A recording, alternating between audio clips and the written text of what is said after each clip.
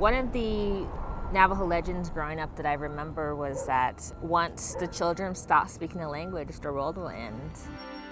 Nizhoni Smocks be utoni Chinle, do na Nizhoni Bashchin, Manishkini Deshachain, na Nizhoni Deshanala, Slanda e Nasha, Shema Doshad, Marshall Jones, and Arthur Smocks. So essentially what I just said is, hello, my name is Nizhoni Smocks. My clans are Coyote Pass and Deer Spring people, as well as African American. My family is from Salina Springs, Arizona, and my parents are Marshall Jones and Arthur Smocks. Again, my name is Nizhoni, which means beautiful in Navajo, the adjective, not the noun. I describe being Afro-Indigenous as being both tied to the earth and a part of the earth. It's been a very interesting experience growing up, like in Chinle, Arizona, on an Navajo reservation near Canyon de Chelly, but also being a part of a world that, we all know the history of slavery, and some of my family don't know where they came from or what language they originally spoke. I think it's a very beautiful and unique position to be in, and I didn't appreciate it until later in life. I've never fit in anywhere, at least I've never been Native enough, I've never been Black enough, so I've always, found my place with the outcasts. Still to this day, I still feel that way. For example, if I go to a reservation now, people are like, oh, this is a tourist. I'm like, no, I grew up here. Unless I show my certificate of Indian blood, no one believes me that I'm Native American. We were fortunate enough to live in the government housing, so we lived in Redwood. So at one point, we lived in a 4-bedroom house, and we had 10 folks living in it. So it was very crowded.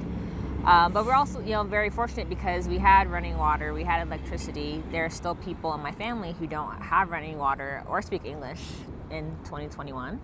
So living on the reservation, like I said, I didn't appreciate it until I was older, but I'm thankful because we had situations like I can sit outside and watch the satellites go by at night, and I love the outdoors. I got to play outside a lot, go cliff diving, swimming in the canyon, horseback riding, herding sheep, shearing sheep. But there was also a lot of racism from the folks because, my family, we looked the way we did because we were Black. And also just the community, even some of my grandmother's family, when they found out she'd married a Black man, they'd say things like she's gonna have polka dot children, which is very hurtful and harmful. It's been a year since she's passed away, and there's no glue, if that's the way to say it. She did so much for our family and brought us together, and we all returned to her or reached out to her, or she was involved in everything. So right now we're trying to find that space without her, which has been difficult. And my grandma did a lot of work in HR and workforce development. So, a lot of her contributions, such as bringing in, the first grocery store into town and staffing that.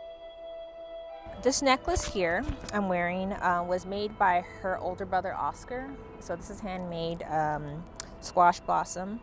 I also have some earrings that she's had for years, and 2 of her rings that she wore. I have one of her infamous photos of her wearing that. Not all Native American tribes have reservations, and not all reservations are maintained, and not all tribes have casinos. Another misconception is that we should be happy with the land that we were given when we didn't have a choice, and in most cases it's the most undesirable land that the white folks did not want.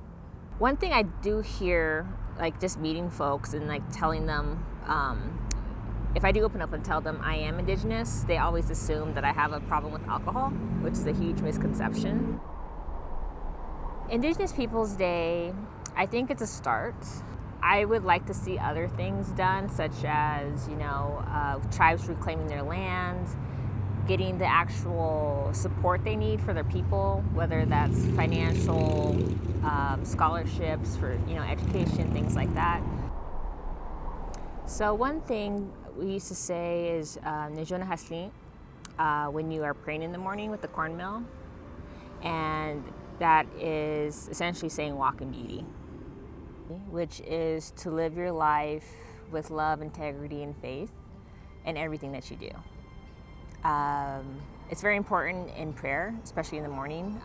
If you go out, face east with the cornmeal, and you say that 4 times in each of the 4 directions.